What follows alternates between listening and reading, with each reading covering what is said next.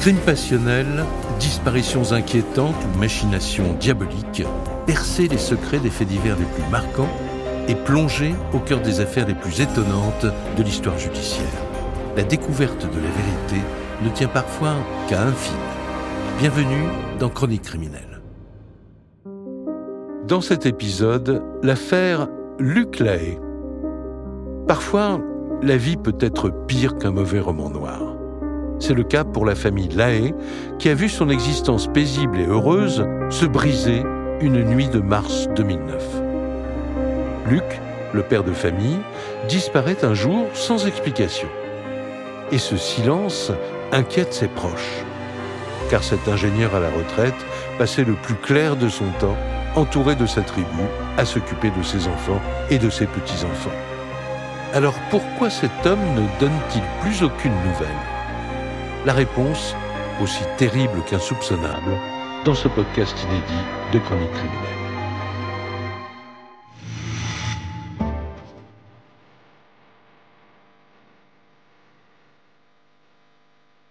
Nous sommes à Bruxelles au début du mois de mars 2009.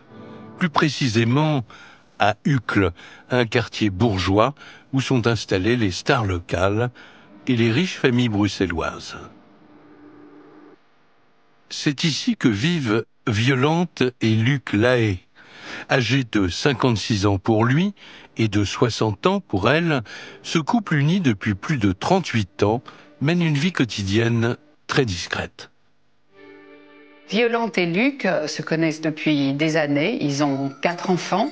Anne de Cortis, avocat des parties civiles. Qui sont universitaires pour la plupart, qui ont une vie tout à fait épanouie. Qui sont dans le milieu social plutôt haut de gamme. Bernard Dauchaud, avocat général au procès. Qui vivait dans un endroit huppé. C'est une famille assez aisée, surtout grâce à Luc qui gagne très bien sa vie. Jean-Pierre de Sterck, chroniqueur judiciaire à l'Avenir. Il est ingénieur commercial, il voyage assez souvent. C'est un couple et une famille qui fonctionnent. Sylvie Calwaert, avocat de la défense. Et sans histoire, je dirais. Le pilier de la famille Lahaye, c'est Luc, un self-made man accompli qui, au terme d'une vie professionnelle bien remplie, consacre sa récente retraite à profiter de sa famille.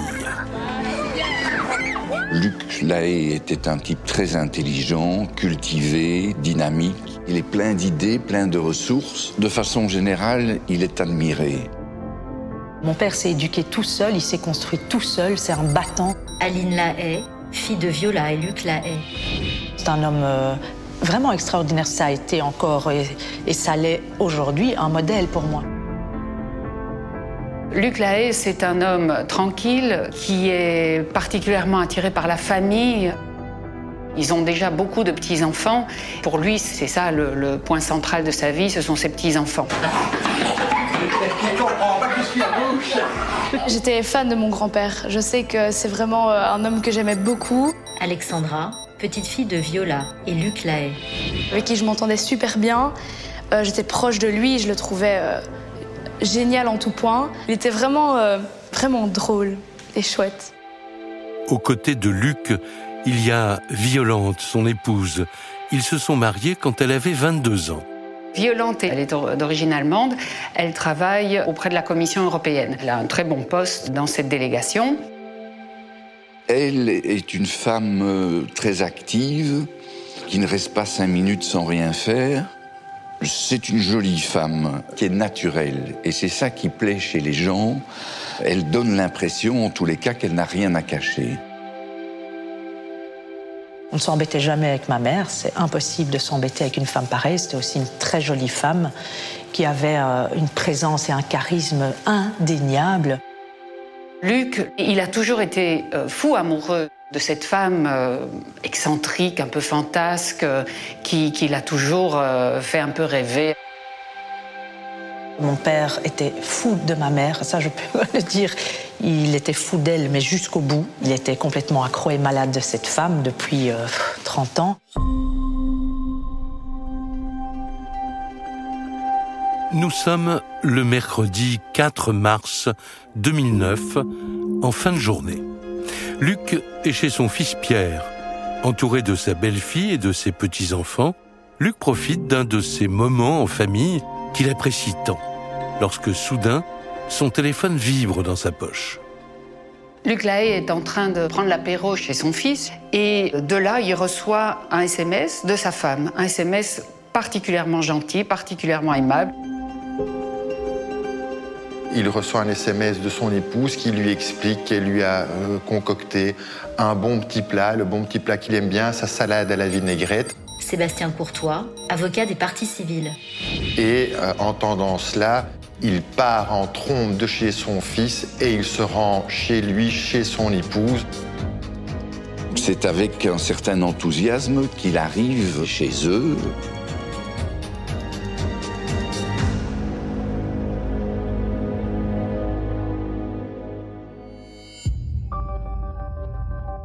Le lendemain matin, la journée commence par une suite de nouvelles déconcertantes, des nouvelles qui marquent le début d'une incroyable affaire. Violante Schleitner et Luc Lahaye sont censés aller manger chez leur fille Patricia. Cette fille reçoit un SMS de l'appareil de son père où il dit « Désolé pour ce soir, mais je dois partir à tout prix à l'étranger. Je prends le train pour le Luxembourg. Et je ne pourrai pas être là ce soir, pardonne-moi, je t'expliquerai. » Violante arrive donc seule chez Patricia, et Patricia n'est évidemment pas très contente du fait que son père n'est pas là, parce qu'elle se faisait une fête de recevoir le couple. Normalement, le papa n'aurait jamais raté ce repas. Or, la rebelote, nouveau texto. Et la fille du couple est étonnée par ce message, parce qu'il avait horreur des transports en commun. Or, le message indique qu'il va en train. Et ça leur paraît surprenant, parce que chaque fois qu'il a des voyages, il les fait en voiture. La fille de Luc est violente et troublée par l'attitude inhabituelle de son père. Ce comportement ne lui ressemble pas. Mais sa mère la rassure. En effet, explique-t-elle, ces derniers temps, Luc s'absente de temps en temps pour acheter du matériel pour les travaux de leur maison, et cela n'a rien d'anormal. Elle aurait aussi, elle, reçu des messages de lui, de son téléphone. Elle les rassure effectivement en disant « Moi j'ai des nouvelles et voilà, il est au Luxembourg et tout va bien. » Mais les heures passent et Luc ne se manifeste toujours pas. On essaye de le joindre, mais on tombe systématiquement sur la messagerie, ça ne répond jamais. Le lendemain, Luc se manifeste enfin. Mais loin de rassurer ses enfants, les messages qu'ils reçoivent les troublent encore plus. Patricia reçoit un SMS particulièrement étrange de son père, particulièrement étrange parce qu'il est criblé de fautes d'orthographe. Faute d'orthographe que son père ne fait jamais. Elles savent que ce n'est pas le papa qui envoie les SMS et que donc il s'est passé quelque chose de grave. Et donc il n'y a plus qu'une seule solution pour les enfants, c'est se rendre au commissariat de police pour signaler la disparition inquiétante de leur père. La police d'Auderghem va réagir immédiatement. Anne de Cortis, avocat des parties civiles. Et va commencer par faire une visite domiciliaire et interroger Violante Schleitner. Lorsqu'ils arrivent au domicile du couple, ils sont accueillis par une Violante très sereine qui ne partage pas du tout les inquiétudes de ses enfants. Elle dira « Rassurez-vous, je l'ai appelé, je l'ai encore eu au téléphone il n'y a pas longtemps. Il va bien, bientôt, il sera de nouveau parmi nous. » Violante qui leur décrit un couple qui va bien, que monsieur est certainement sorti, est allé sans doute boire un verre, il n'est pas rentré, mais enfin qu'il n'y a pas de quoi s'inquiéter. Tout le monde est rassuré. Il n'est rien arrivé à papa. Maman l'a encore eu au téléphone très récemment, donc il devrait revenir. À ce stade de l'histoire, il semble que les enfants de Luc se soient inquiétés pour rien. Enfin rassurés, chacun rentre chez soi. Seulement, le lendemain, il est toujours pas là. L'affaire prend alors une nouvelle ampleur. Car si Luc peut parfois se dispenser de tenir ses enfants au courant de ses faits et gestes, il y a une personne qu'il ne laisse jamais sans nouvelles. Cette fois, c'est la maman de Luc Lahaye qui commence à s'inquiéter parce que son fils ne l'a pas appelé. Or, il l'appelle tous les jours il appelle sa maman. Et là, il ne l'a pas appelé depuis 2 jours.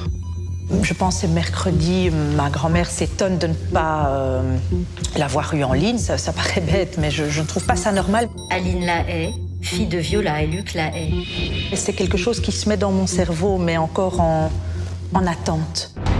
Pour la famille Lahaye, plus question de rester sans rien faire. Si Luc ne répond même plus à sa mère, il est vraiment temps d'agir. À ce moment-là, les enfants décident de conjuguer leurs efforts à ceux de la police et vont placer aux 4 coins de la commune et des municipalités avoisinantes des avis de disparition. Et même Violante, qui jusque-là refusait de s'alarmer, admet que quelque chose de grave est en train de se passer. Elle accompagne donc ses enfants dans leurs recherches. Violante Hochleitner, avec beaucoup de volonté, elle va participer aux campagnes d'affichage avec ses enfants en disant qu'il faut faire le maximum. Jean-Pierre de Sterck, chroniqueur judiciaire à l'Avenir. C'est elle qui donne du moral à l'équipe pour pouvoir mettre tout en œuvre pour le retrouver. Et elle allait demander dans tous les endroits qui étaient fréquentés par son mari, « Mon mari n'est pas là, c'est un gros malheur, en savez-vous plus ?» Alors que toute la famille recherche Luc, un nouvel élément va plonger ses enfants dans la confusion. 3 jours après sa disparition, il se manifeste une fois de plus par message. Mais là encore, quelque chose ne va pas. Il y a des SMS qui sont envoyés par le téléphone de Luc. Ça interpelle les filles parce que, d'abord, il y a des fautes d'orthographe. Sylvie Calwaert, avocat de la défense. Ce qui n'était pas du tout dans ses habitudes. Il avait une orthographe assez parfaite, donc déjà, ça les intrigue. Les SMS, j'avais dit à ma sœur, c'est pas papa qui écrit comme ça. Pour Aline et sa famille, on passe de l'inquiétude à la panique. Car il apparaît soudain que quelqu'un cherche à maquiller l'absence de Luc Lahaye.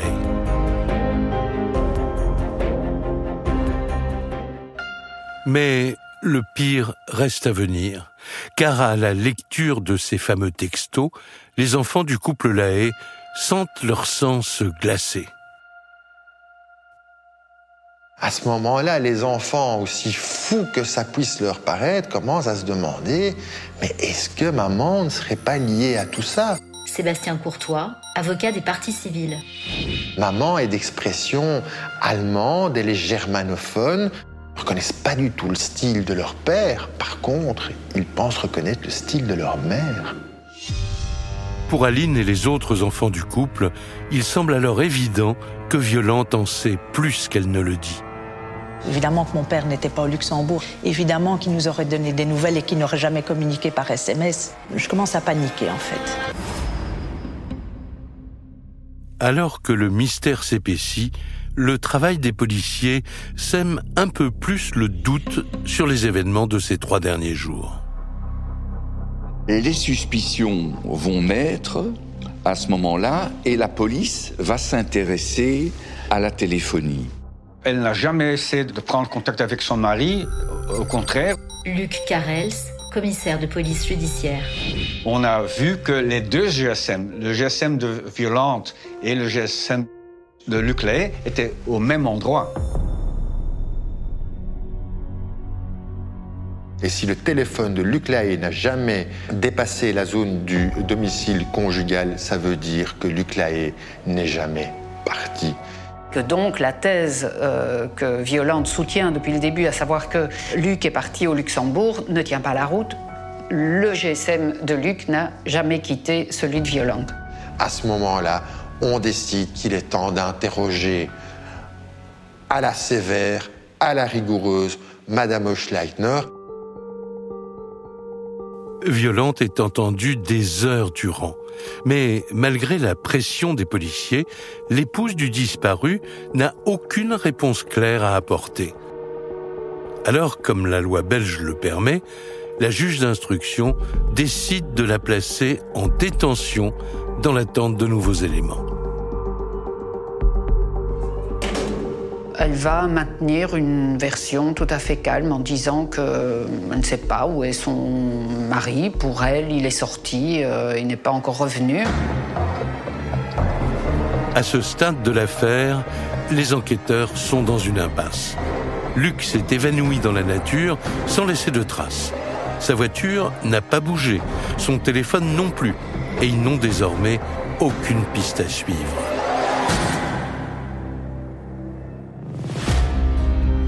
Mais alors que Violante est toujours entendue par les enquêteurs, sans jamais varier dans ses déclarations, un événement très inquiétant va tout bouleverser.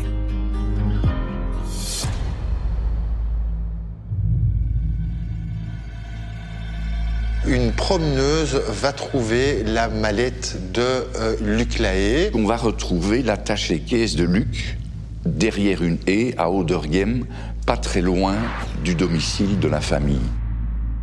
Ce qu'il faut savoir, c'est que les enfants ont directement expliqué aux enquêteurs qu'ils ne se déplaçaient jamais sans. Et que donc si cette mallette était là, c'est qu'ils n'étaient pas partis. Pour les policiers, le fait de retrouver des affaires qui appartiennent à une personne disparue est un indice capital. Mais dans ce cas précis, pour les proches de Luc, c'est beaucoup plus grave que cela. Ce qui paraît anodin pour certains, pour nous, ça ne l'était pas du tout, parce qu'il faut savoir que mon père ne se séparait, mais jamais, jamais, jamais de sa mallette. Il l'avait toujours contre lui, avec lui, et donc nous avons compris à ce moment-là que c'était terminé, en fait, que mon père était mort.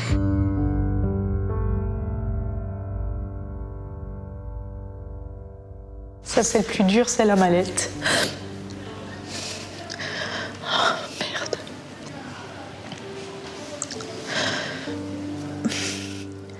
Mais il y a deux choses que je ne supporte pas avec la mort de mon père. Aline Lahaye, fille de Viola et Luc Lahaye. C'est la première, c'est cette mallette. Parce que j'ai vu ma sœur, ma jeune sœur, se liquéfier quand elle a vu ça. Et là, on a compris toutes les deux. On savait maintenant qu'il fallait retrouver notre papa, en fait, le corps de notre papa. À l'annonce de la découverte de cette mallette, la nouvelle se répand dans la famille comme une traînée de poudre. Alexandra, la fille d'Aline, âgée de 8 ans à l'époque, se souvient de ce jour si particulier. Moi, je me souviens que ma maman m'avait dit que papy avait disparu. Et je me rappelle que j'avais eu un choc, j'avais vraiment paniqué parce que je pensais qu'il était tombé dans un trou dans la forêt. Je ne sais pas pourquoi je pensais ça, mais c'était vraiment mon angoisse. Alexandra, petite fille de Viola et Luc Lahaye. Et donc je suis allée dans ma chambre et je me disais, mais enfin, il va passer la nuit dehors et qu'est-ce qui va se passer si on le retrouve pas et qu'il est vraiment coincé, il faut qu'on aille l'aider, etc. C'est vraiment la pensée que j'avais et ça, je m'en souviens encore aujourd'hui, de l'image que j'avais à l'époque de lui dans ce trou dans la forêt. Alors que toute la famille est désormais dans la tourmente, Pierre, le frère d'Aline, va lui aussi avoir une terrible intuition. Le fils du couple se souvient tout à coup des menaces pendant la vie commune. Anne de Cortis, avocat des parties civiles. Quand ils étaient plus jeunes, de Violante qui disait toujours à son mari « je vais te mettre dans la citerne de la maison ». Ce qui fait référence à une ancienne maison qui était la possession du couple Lahaye-Hochleitner, maison qui contenait une citerne. Et cette maison se trouve dans la forêt du Rouge-Cloître.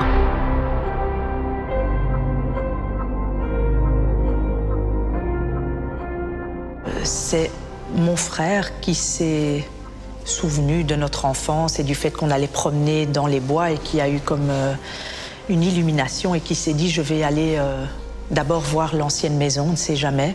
Il appelle son beau-frère et ensemble, ils vont sonner à leur ancienne maison. Ils réveillent le nouveau propriétaire. Ils lui demandent s'ils peuvent aller jeter un coup d'œil à la citerne. Évidemment, le corps de Luc Lahaye ne s'y trouve pas. Et c'est presque soulagé qu'il s'apprête à repartir vers le centre de Bruxelles. Mais quelques instants plus tard, les deux hommes se figent. Ils tombent nez à nez avec un sac très volumineux qui se trouve là, sur le bas-côté d'une allée. Ce seront non seulement des vêtements qui sortiront, mais très vite également Sébastien Courtois, avocat des parties civiles. des morceaux de corps humains, des pieds, des mains et une tête décapitée. Et là, le fils s'écrie « C'est papa » et tombe à genoux et tombe en pleurs, à la fois de terreur et de désespoir. C'est fini d'espérer. Malheureusement, leur prémonition qu'ils avaient depuis le début était la bonne. Papa a été tué. Effectivement, il avait raison, puisque mon frère a retrouvé mon père, si on peut dire ça comme ça, dans la forêt, dans des conditions assez tristes finalement, pour un fils de retrouver son père comme ça. Évidemment, il prévient immédiatement la police, donc c'est le branle-bas de combat. Une juge d'instruction descend sur les lieux avec le parquet. En arrivant, on voit effectivement des sacs poubelles avec un soulier qui est visible, une veste. Luc Carels, commissaire de police judiciaire. C'est quand même quelque chose qui n'arrive pas tous les jours. C'était vraiment quelque chose de bizarre, je vais dire. On retrouve quand même un cadavre qui est découpé en plusieurs morceaux, 9 je crois, au rouge cloître. Bernard Dauchaud, avocat général au procès. Tout le monde va se promener, va courir là-bas, va faire du jogging, va se balader en famille. Hein. C'est pas l'endroit où on peut s'attendre à trouver un morceau de cadavre dans un sac poubelle. Désormais, il n'est plus question de disparition. Luc a été assassiné et quelqu'un s'est débarrassé de son corps de la pire des façons. Toute la famille est sous le choc. On était tous dans le salon et ma maman et mon papa nous ont expliqué que papy était mort. Et je me souviens que c'est la première fois que j'ai vu mon père pleurer. Ma maman, ça faisait déjà quelques jours qu'elle pleurait et que je la voyais pleurer, donc j'avais l'habitude, entre guillemets. Et là, de voir mon père pleurer, ça m'avait fait un vrai choc. Et c'était vraiment une ambiance un peu horrible.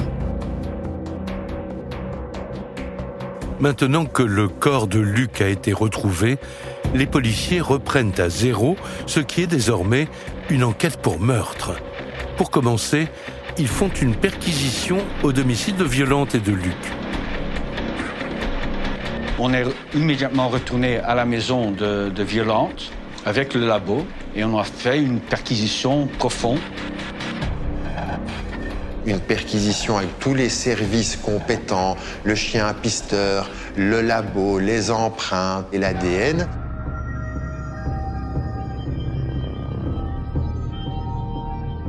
Et là, le labo a retrouvé des traces de sang dans le garage, dans la chambre à coucher. On découvre que le sol et les murs ont été nettoyés à divers endroits, mais on trouve des traces de sang dans le garage, dans la cave. On trouve une boîte de munitions dans la chambre de Madame Oschleitner. On a retrouvé les mêmes sacs de poubelle comme utilisés pour déposer le corps de Luc Lahaye. On retrouve également, très curieusement, une boîte d'une scie électrique qui va évidemment tout de suite interpeller les policiers. On va enquêter sur cette scie électrique. On voit qu'elle a été achetée dans les heures qui ont succédé la disparition de M. Lahaye. Et tout cela fera que l'étau va se refermer sur Mme Oschleitner. Pour les policiers, il devient urgent d'obtenir des explications de Violante. Et alors qu'ils réfléchissent aux moyens de lui faire avouer la vérité, ils sont pris de court par leur suspecte elle-même, qui demande à les revoir pour leur livrer une nouvelle version. Elle va demander à être réentendue et elle commence son audition en disant qu'il faut oublier tout ce qu'elle a dit jusqu'ici. La version que Violante Hochleitner a donnée, c'est effectivement qu'en rentrant à la maison après qu'elle a fait des courses, elle a retrouvé son mari dans la buanderie avec une sac en plastique au-dessus de la tête, avec la carabine juste à côté de lui. Une des hypothèses qui pourrait être nourrie est que Luc Lahaye est revenu du Luxembourg avec sa mallette remplie d'argent, qu'il s'est fait agresser et qu'on lui a dérobé son argent et qu'on s'est débarrassé de la mallette. Son mari qui a été tué par qui? La CIA, le KGB, on ne sait pas. Mais si la version d'un crime crapuleux contre Luc peut être entendue, il reste à comprendre le comportement de Violante après la découverte du corps. La vérité, c'est qu'elle est tombée sur le cadavre de son mari et qu'alors elle a paniqué car elle a craint qu'on la soupçonne du meurtre de Luc Lahaye. Anne de Cortis, avocat des parties civiles. Et que donc, elle a inventé tout ce nouveau scénario, mais qu'elle n'avait rien à voir avec le meurtre. Elle explique qu'elle trouve le corps, qu'elle veut pas que les enfants le voient mort et que du coup, elle le découpe. Sylvie Calwaert, avocat de la défense. Elle explique qu'elle ne sait pas de quoi il est mort. Voilà, c'est très spécial cette version qui ne ressemble à rien. Elle se lance dans une explication qui est une explication tout à fait abracadabrante. Qu'elle ait éventuellement découvert le corps de son mari et que, prise de panique, elle ait vite été le cacher dans la buanderie, ce serait déjà assez extraordinaire, mais on pourrait à la limite encore le comprendre.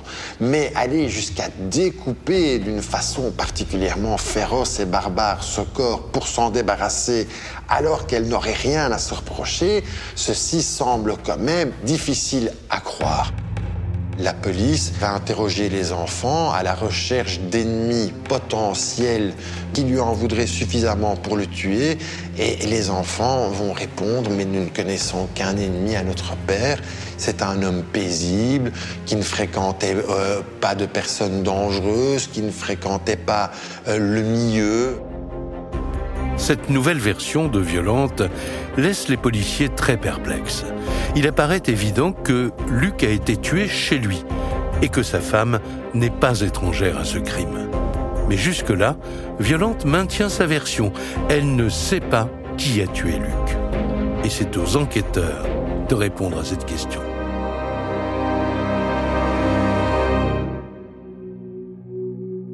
Pour comprendre ce qui a pu entraîner ce couple si paisible, marié depuis 38 ans, dans un drame aussi tragique, les policiers se lancent dans une enquête de personnalité approfondie.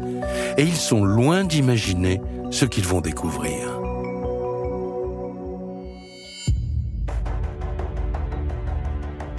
Dès leurs premières investigations, ils découvrent une Violante beaucoup moins sage qu'il n'y paraît.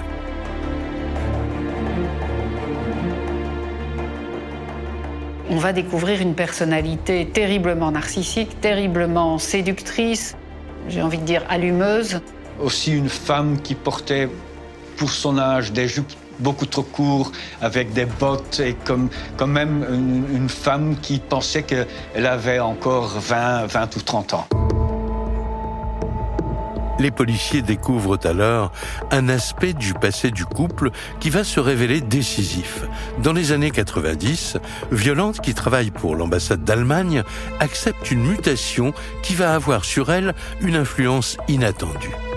Elle est partie pour le Burkina Faso pour travailler pour l'ambassade. Luc Carels, commissaire de police judiciaire. Et là, elle a eu la vie africaine, je vais dire. Et en retournant en Belgique, elle voulait continuer à voir cette vie-là. Elle va découvrir l'Afrique, elle va en tomber amoureuse. Jean-Pierre de Sterck, chroniqueur judiciaire à l'Avenir. Et elle aura des amants africains.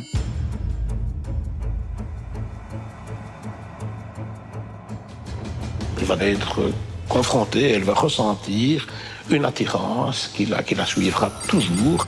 Bernard Dauchaud, avocat général au procès. Même plus qu'une attirance à l'égard d'hommes d'origine subsaharienne. Elle continuera, selon les témoignages de ses amis, Sébastien Courtois, avocat des parties civiles. à frénétiquement rechercher la présence d'Africains et d'amants africains. Effectivement, ma mère a toujours, à ce moment-là, elle était très attirée par l'Afrique, probablement parce que c'est un côté très sympathique. Voilà, ma mère, elle avait besoin et envie de ça. Aline Lahaye, fille de Viola et Luc Lahaye. C'est comme si elle réalisait qu'elle allait vieillir et qu'elle voulait pas de cette vie, en fait, de grand-mère, d'un homme qui était plus âgé, qui était très famille. Elle voulait s'amuser, rigoler. Ma mère, quoi. Les différents témoignages se succèdent et tous concordent. Violante est loin d'être la sage grand-mère qu'on imagine.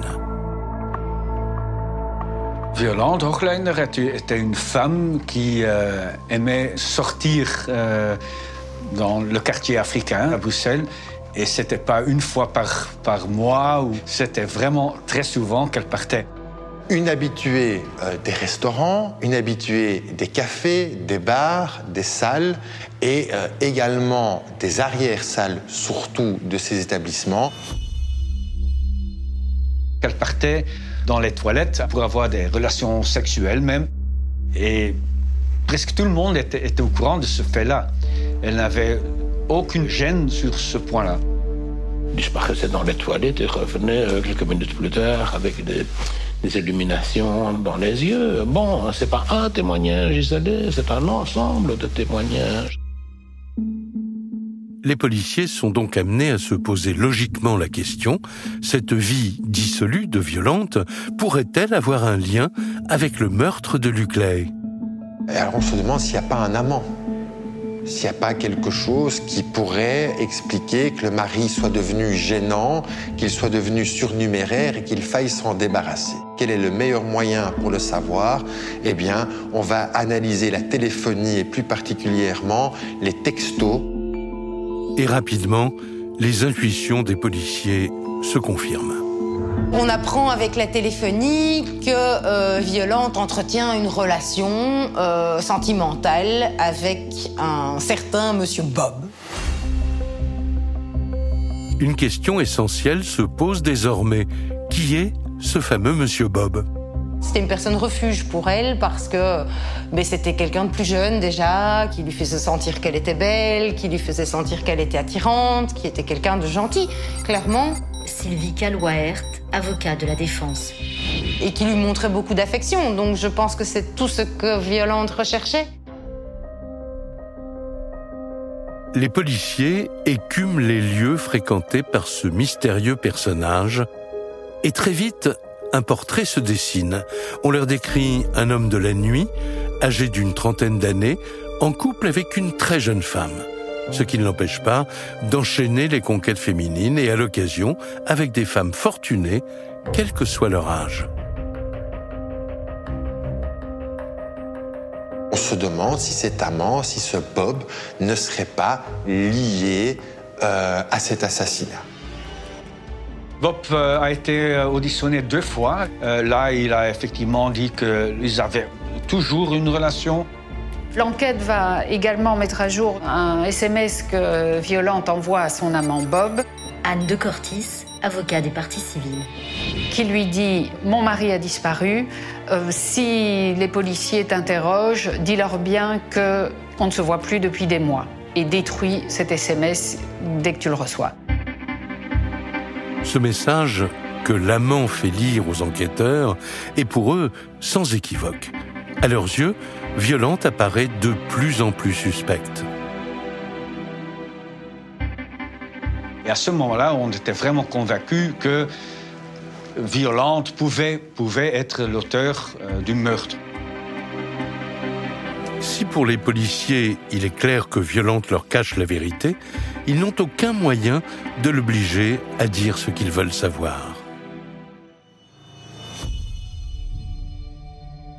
Mais alors qu'elle est toujours en détention, un événement extérieur à l'enquête va provoquer un incroyable rebondissement.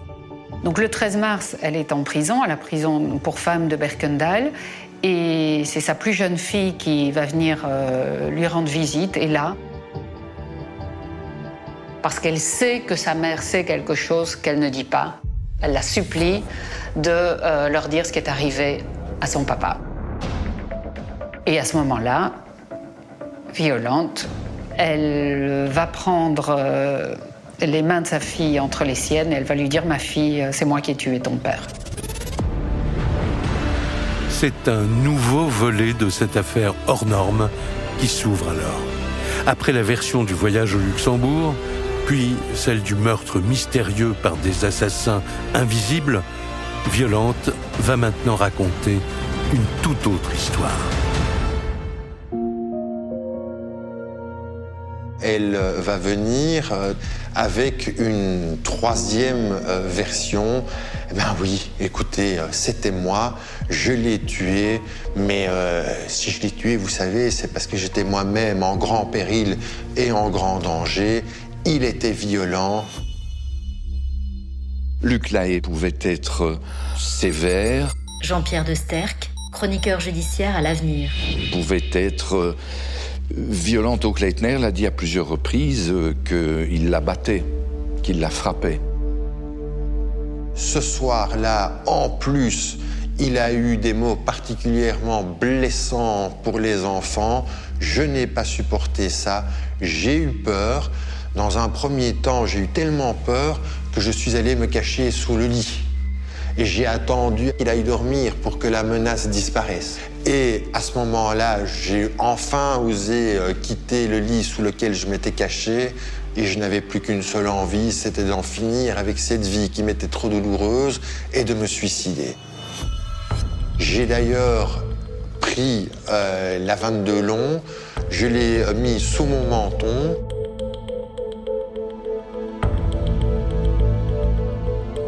Elle trouve pas le courage. Elle trouve pas le courage de le faire. Et puis je pense qu'il y a aussi à un moment une sorte de colère de dire mais pourquoi moi? Il n'y a pas de raison.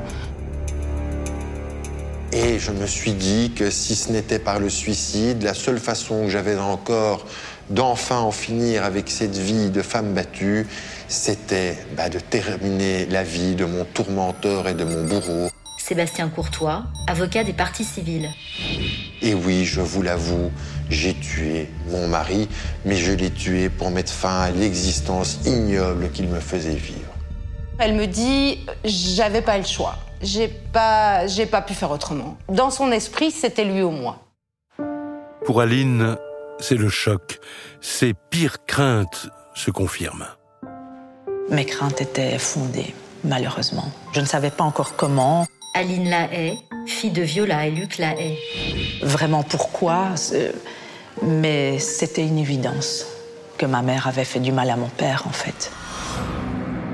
Violante raconte alors en détail ce qui s'est passé lors de cette terrible nuit. Peu à peu, on a compris ce qui s'est passé avec ma mère et qu'elle a assassiné mon père la nuit du 4 au 5 mars, d'une balle dans la tête.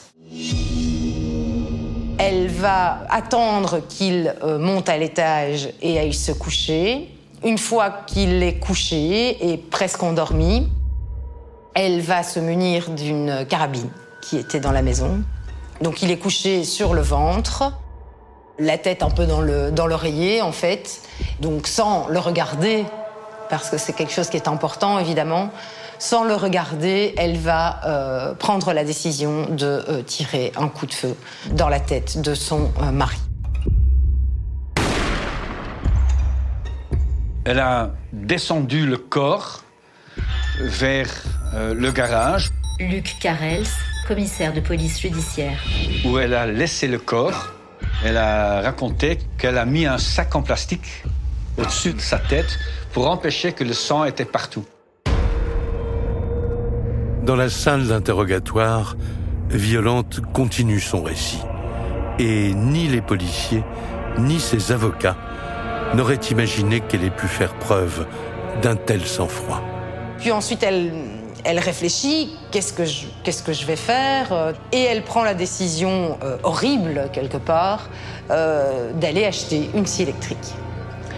Elle rentre à la maison avec sa scie électrique et elle entreprend, elle dépose des bâches et elle entreprend de découper son mari. De découper son mari en morceaux pour pouvoir le déplacer le corps. Elle a découpé son mari en morceaux, en commençant avec la tête, les bras, les jambes, tout ça. Et elle me dit, je découpe, et je découpe à hauteur du genou. Et à un certain moment, elle a même déclaré à nous que c'était vraiment très facile avec la scie électrique pour découper quelqu'un. C'était pour nous aussi une surprise qu'elle a osé de dire ça. Après, elle a jeté le coussin, elle a tourné même le matelas pour éviter que les taches de sang étaient visibles pour n'importe qui pouvait entrer dans la chambre de son mari, ou même pour nous. Dont elle dépose finalement ces sacs poubelles qui contiennent les morceaux de son mari dans un parc public est encore pour moi un signe de... Sylvie Calwaert, avocat de la défense. Pas de démence, mais presque. De total bouleversement, de quelqu'un qui ne sait pas ce qu'il fait. Les policiers écoutent le récit glaçant de Violante. Et si sur la façon dont elle aurait agi, tout paraît crédible, sur les raisons de son geste, en revanche, ils ont de sérieux doutes.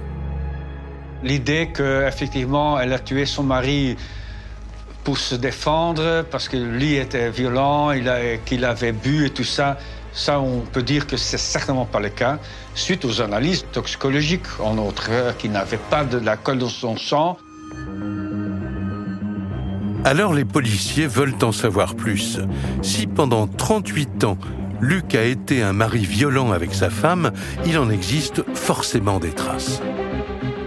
Les enquêteurs vont faire la tournée de tous les hôpitaux, de tous les dossiers médicaux, de tous les médecins traitants de Madame Hochleitner. Il n'y a pas au dossier Bernard Dauchaud, avocat général au procès. de plainte déposée par Violante Hochleitner, du chef de violence conjugale. Pas une seule. Pas une seule. Personne ne confirme la violence de Monsieur Lahaye. Ni les enfants, ni les amis, ni les connaissances, ni les voisins. Personne. Si ma mère dit ça, c'est probablement pour se trouver des excuses parce qu'il n'y en avait pas en fait. Mon père n'était pas du tout violent avec ma mère. Non seulement tout indique que la version d'un Luc violent ne tient pas, mais en plus, l'enquête met à jour certains éléments qui ne collent pas du tout avec l'état de terreur que décrit la suspecte. Dans la nuit du 4 au 5 mars, alors qu'elle prétend qu'elle est terrée sous le lit de Luc tellement elle a peur de lui, Anne de Cortis, avocat des parties civiles. en réalité, on va se rendre compte qu'elle va virer 9 200 € du compte commun du couple sur son propre compte. Elle va interroger son compte en permanence pour voir si le virement est bien arrivé sur son compte. Selon elle, elle a tué son mari vers 4 heures le matin. On voit les transactions déjà à 2 heures le matin, jusque 5-6 heures après. Alors, à ce moment-là, on peut dire qu'effectivement, Violante était en train de vérifier les comptes, de transférer l'argent, et au milieu de toutes ces transactions, elle a tué son mari. Ça, on peut être sûr certain. Le corps de Luc Lahaye est encore chaud, qu'elle manipule son ordinateur et qu'elle se fait des virements, je crois, de l'ordre de 9 000 € chacun. Donc en clair, elle a essayé de vider son compte. Elle n'était pas assaillie par le scrupule ni par le remords. La première chose qu'elle fait, c'est d'essayer de vider son compte. Pour les enquêteurs, il devient évident que l'argent pourrait être le mobile. C'est quelqu'un qui dépense sans s'en rendre compte, sans vraiment compter. Elle aime avoir de l'argent, elle aime dépenser de l'argent parce que ça lui procure une satisfaction. Madame Hochleitner, c'est quelqu'un qui est dans l'instant, sa satisfaction personnelle. Sa satisfaction personnelle, à l'époque, vous savez ce qu'il en était sur le plan sexuel et également sur le plan pécuniaire. Madame Hochleitner, qui avait touché un solide pactole lors de la vente d'une précédente maison du couple. Sébastien Courtois, avocat des parties civiles. A dilapidé totalement cette somme. Elle n'a plus 1 euro, même pire, elle est criblée de dettes. Pour les policiers belges, la version de la pauvre violente, terrorisée par un mari brutal, laisse place à une autre hypothèse. Son grand plan, en réalité, c'est de pouvoir repartir en Afrique, pouvoir s'acheter une maison et de mener la grande vie en Afrique avec son amant, Bob. Les enquêteurs font le lien. Madame n'a plus d'argent, elle est criblée de dettes. Pour continuer à pouvoir bénéficier des faveurs sexuelles de Bob, il lui faut beaucoup d'argent. Vous savez, on dit souvent, un homme tue une femme pour la garder et une femme tue un homme pour partir. Et je crois qu'on est précisément dans ce cas de figure-là. C'était pour elle la seule issue.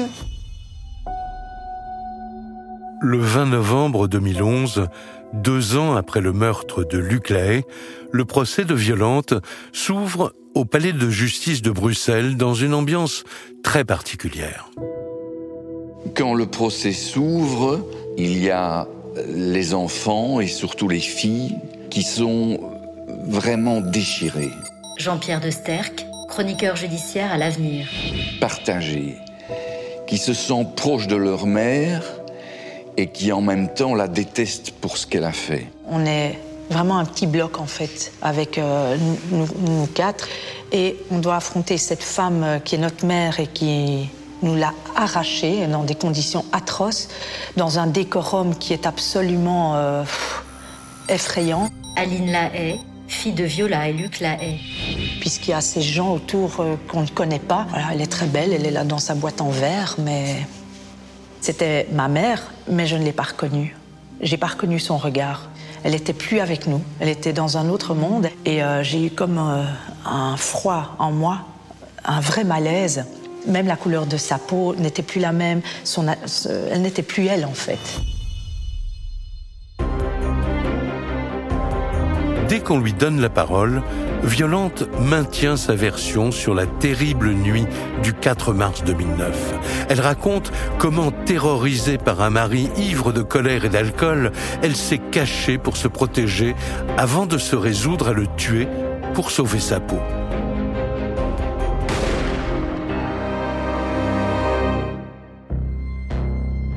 Mais dès que l'accusation présente à l'audience les photos prises pendant les reconstitutions, les arguments de Violante sont mis à mal. Le juge lui dit « Madame, s'il vous plaît, pouvez-vous nous montrer comment vous vous êtes cachée cette nuit-là » Et le problème qu'il y a, c'est que quand elle essaye de se cacher sous le lit, il n'y a pas la place. Il n'y a pas moyen de se cacher sous le lit. Et on voyait les photos où cette dame essayait avec l'énergie du désespoir en ripant sa peau de se glisser sous le lit et qu'elle restait avec les 9/10 de son corps en dehors du lit, que c'était totalement impossible. Puis, Violante évoque sa pulsion suicidaire. Elle parle de ces longues minutes qu'elle a passées à hésiter, le fusil calé sous le menton. Le problème, c'est que quand elle est assise sur le lit, même en redressant au maximum son menton, l'arme, le canon, ne se glissait pas sous le menton. C'était impossible, cela dépassait d'une dizaine de centimètres. Donc elle n'a jamais tenté de se suicider. Ces révélations changent tout. Et chacun comprend soudain le véritable enjeu de ce procès. La question n'est plus de savoir si Violante a tué son mari, mais de découvrir si c'était un acte froidement prémédité. Et ça n'est pas tout, car l'inventaire des pièces à conviction va, une fois pour toutes, changer le regard du tribunal sur ce qui s'est vraiment passé ce soir-là. On va découvrir dans son sac une plaquette vide de Valium qui va correspondre exactement... Bernard Dauchaud, avocat général au procès. ...à la quantité de Valium analysée dans la tasse de café de Luc Lahaye l'équivalent, je crois, de 50 mg, donc 10 comprimés de 5 mg de Valium. Et la plaquette vide correspondante dans le sac de Violante Schlettner. À notre question pourquoi elle avait des Valium chez elle, elle disait « oui, j'utilise ça si je suis fatigué ou tout ça ». Luc Carels, commissaire de police judiciaire. Mais on a vérifié ça et on n'a pas retrouvé des prescriptions parce qu'ici en Belgique c'est nécessaire d'avoir une prescription faite par un docteur. Ma mère avait probablement un côté machiavélique puisque elle calmait mon père à l'aide de Valium qu'elle écrasait en poudre. Dans la vinaigrette, du Valium dans la tasse de café, du Valium dans son verre d'alcool. Et l'enquête a déterminé que Violante manipulait son dentiste pour obtenir ses médicaments. Mais l'aspect le plus ironique de cette histoire reste encore à venir. Que les légistes nous ont appris que si elle avait attendu 1 heure ou 1 heure et demie, Sylvie Calwaert, avocat de la défense. Il serait mort de l'ingestion du Valium. Quelque part, si elle l'avait su, elle se serait contentée d'attendre plutôt que, évidemment, lui tirer une balle dans la tête. Ce qui aurait été, évidemment, plus simple, quelque part. Face à la cour, Violante est acculée. Tous les arguments de l'accusation font exploser sa version des faits. Consciente de sa position délicate, elle demande à s'entretenir avec ses avocates.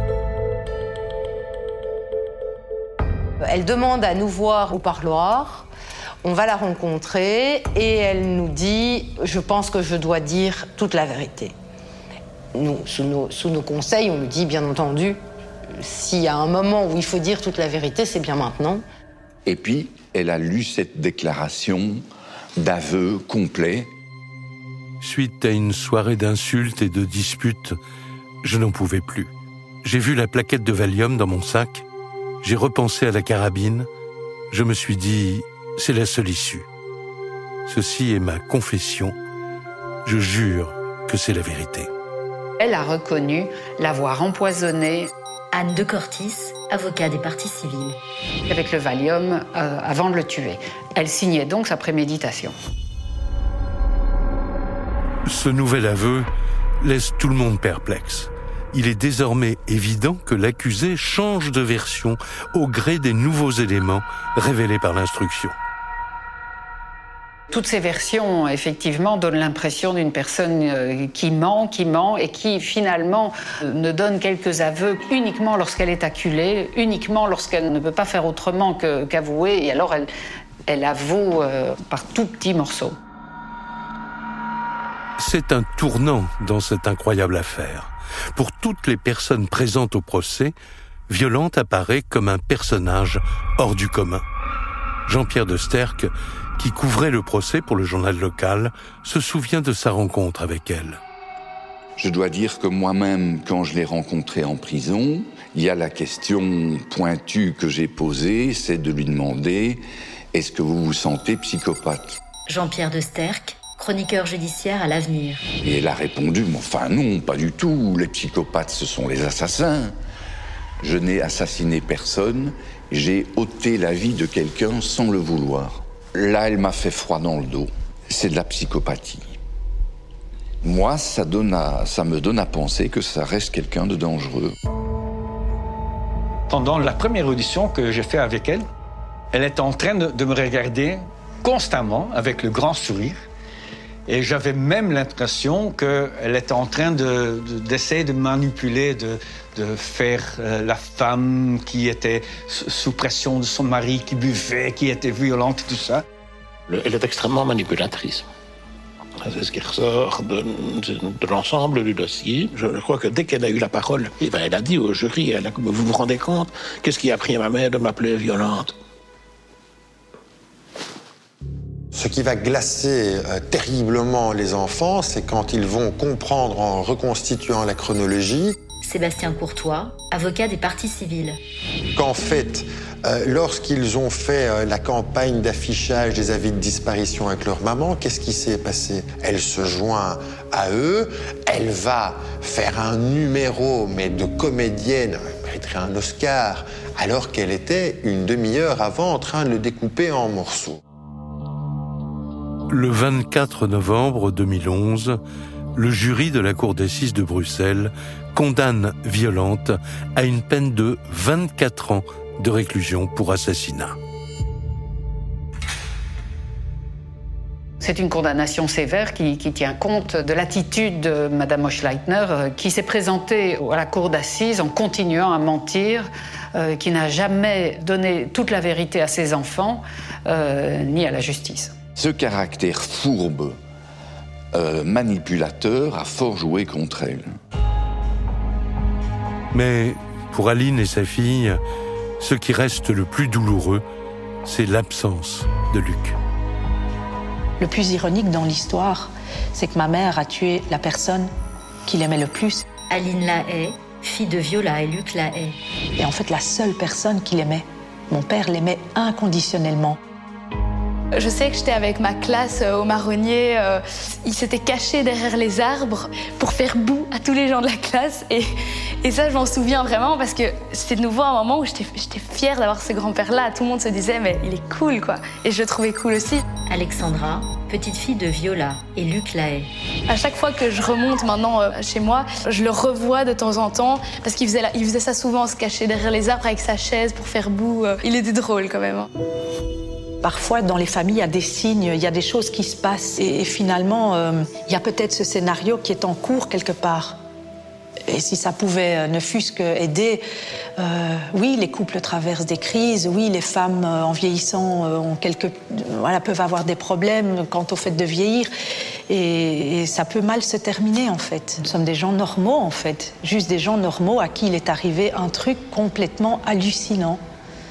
Et c'est l'histoire de notre vie, il va falloir faire avec jusqu'à la mort.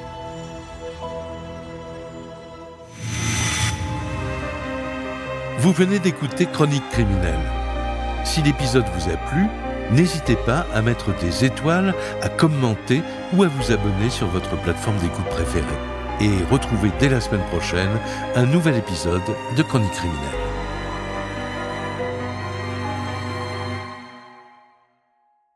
La pluie tombait sans répit sur les pavés glissants d'une ville endormie, chaque goutte résonnant comme un avertissement silencieux. Ce soir-là, en 1999, personne ne se doutait que derrière la façade tranquille des immeubles du centre-ville se cachait une série de crimes qui allaient marquer à jamais la mémoire collective. La première victime fut retrouvée dans un appartement déserté, étendu sur le sol, le regard figé dans une expression d'incompréhension absolue. Son nom était Isabelle Fournier, 27 ans, employée dans une librairie poussiéreuse du quartier ancien. Les voisins parlèrent d'elle comme d'une personne discrète, souriante, mais les enquêteurs comprirent rapidement que le calme apparent de la ville n'était qu'un voile, une illusion fragile dissimulant une réalité bien plus sombre. L'appartement était un théâtre de détails inquiétants. Les meubles renversés suggéraient une lutte, mais aucun signe de cambriolage n'était visible. Le plus étrange restait le carnet ouvert sur la table basse, dont les pages étaient remplies de phrases cryptiques, des annotations mélancoliques mêlées à des chiffres et des symboles étranges. Les experts criminels évoquèrent immédiatement la possibilité d'un rituel, ou du moins d'une signature propre à un esprit dérangé. Pourtant, il n'y avait ni effraction, ni témoin. Isabelle semblait avoir invité la mort à pénétrer dans sa vie sans résistance, ou quelqu'un avait orchestré ce scénario avec une précision macabre. La presse locale s'empara de l'affaire, peignant des portraits de victimes ordinaires et de vies brisées. Mais la véritable horreur restait invisible à l'œil nu. Derrière chaque immeuble, chaque couloir, chaque fenêtre entr'ouverte, la ville recelait des secrets, des cris étouffés, des histoires jamais racontées. Les enquêteurs, pourtant expérimentés, sentirent dès les premières heures que ce dossier dépasserait tout ce qu'ils avaient connu jusqu'alors.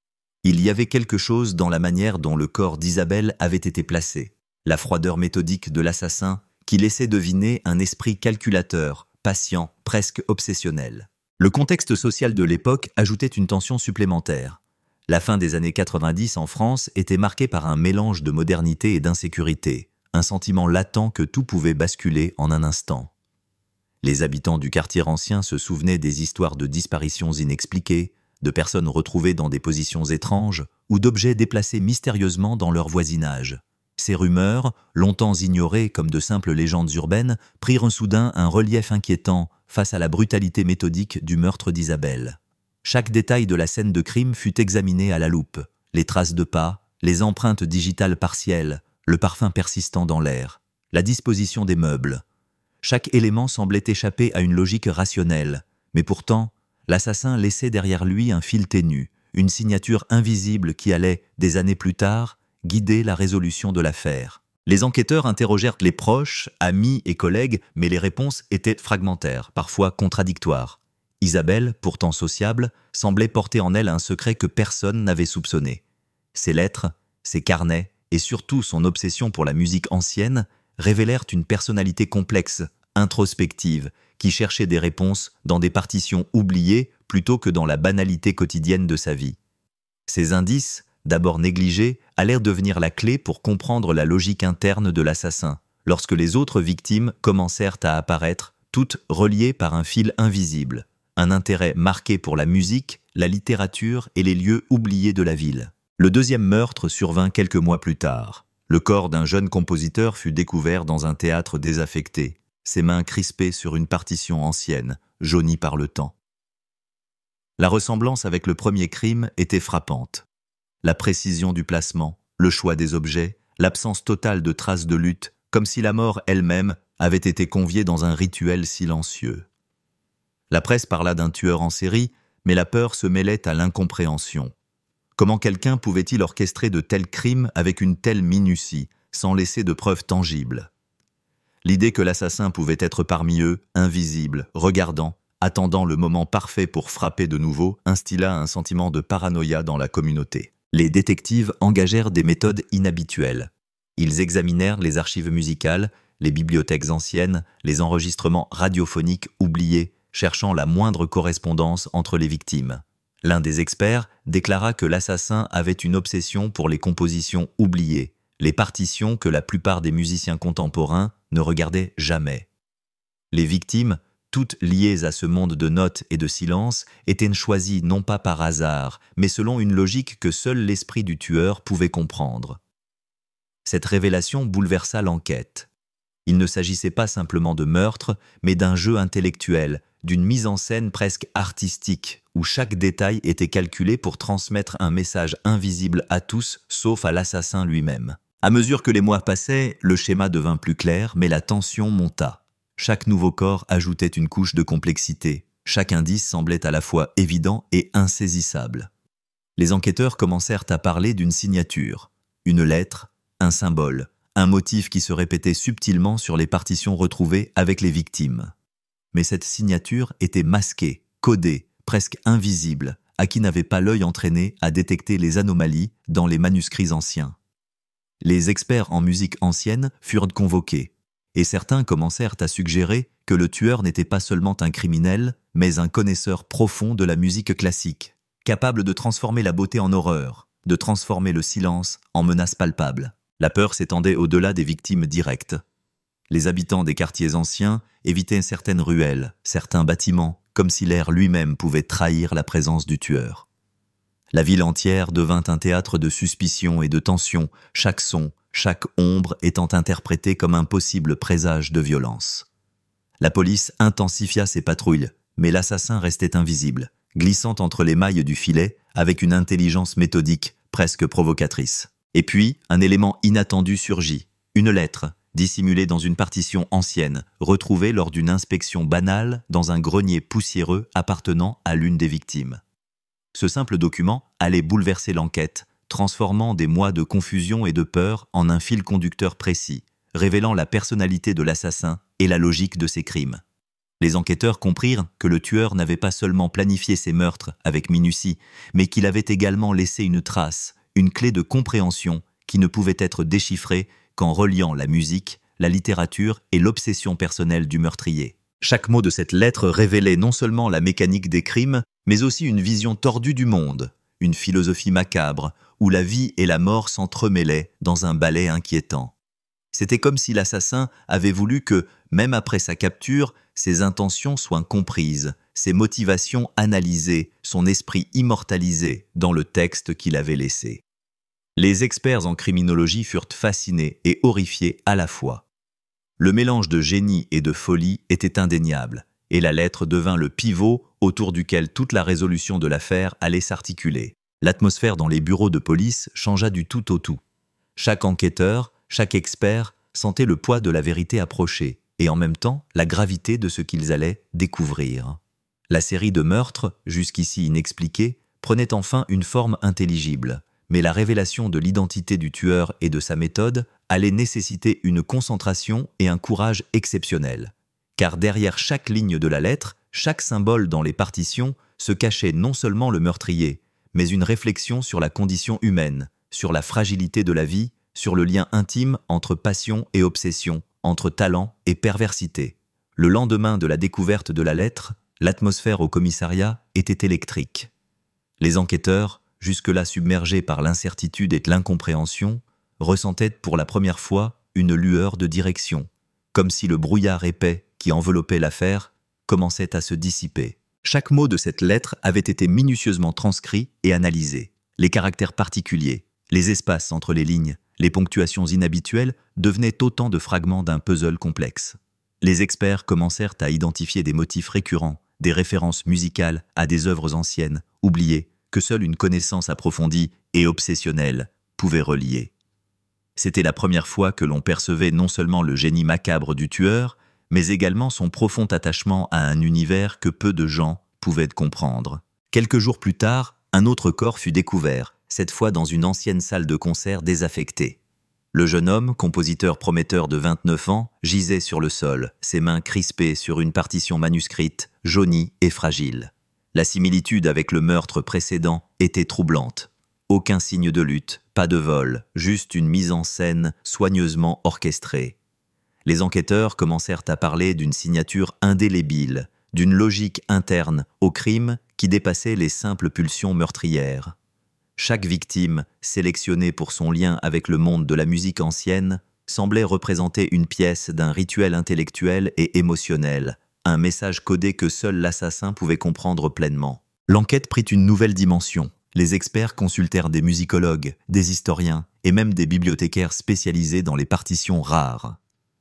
Chaque indice, chaque annotation sur les manuscrits, chaque détail du placement des corps était désormais scruté avec une précision quasi chirurgicale. La ville entière semblait se transformer en un labyrinthe où les traces du tueur étaient à la fois visibles et invisibles, comme si la réalité elle-même jouait avec ceux qui cherchaient la vérité. Les rues, les immeubles, les parcs, tout devenait suspect, et la tension se lisait sur le visage de chaque habitant. Même les passants les plus anodins étaient désormais perçus comme des ombres potentiellement liées à cette série macabre. Les enquêteurs interrogèrent à nouveau les proches des victimes, mais la plupart des témoignages restaient flous, parfois contradictoires. Une constante cependant émergeait, l'obsession des victimes pour la musique ancienne, les lieux oubliés, les partitions rares et les livres de bibliothèques poussiéreux. Le tueur semblait se nourrir de ses passions, utilisant l'expertise et la vulnérabilité intellectuelle de ses victimes comme une clé pour exécuter ses crimes. Il ne s'agissait plus de simples meurtres, mais d'un jeu d'esprit, un défi lancé à ceux qui cherchaient à comprendre. Un détail marquant de cette période fut la découverte d'un enregistrement audio trouvé dans l'appartement de la deuxième victime. La bande, vieille et légèrement abîmée, contenait un extrait musical, étrange et dissonant, qui ne correspondait à aucune œuvre connue. Les experts en musique ancienne furent fascinés. Le tueur n'avait pas seulement tué, il avait laissé derrière lui une trace sonore, une empreinte auditive, un message codé destiné à ceux qui auraient les compétences et la patience de le déchiffrer. La fascination et l'horreur se mêlaient dans les esprits des enquêteurs. Chaque note, chaque silence, chaque respiration captée sur la bande révélait une logique et une méthode, mais aussi une malveillance subtile et réfléchie. Les médias commencèrent à spéculer sur la personnalité du tueur. Était-il un mélomane obsédé, un savant fou, ou un criminel utilisant la musique comme signature pour se démarquer? Chaque hypothèse semblait plausible, mais aucune ne rendait justice à la complexité apparente de ses actes. Les habitants, quant à eux, vivaient dans une peur diffuse. Chaque bruit de piano, chaque partition retrouvée dans un grenier, devenant un rappel inquiétant de la présence invisible du tueur.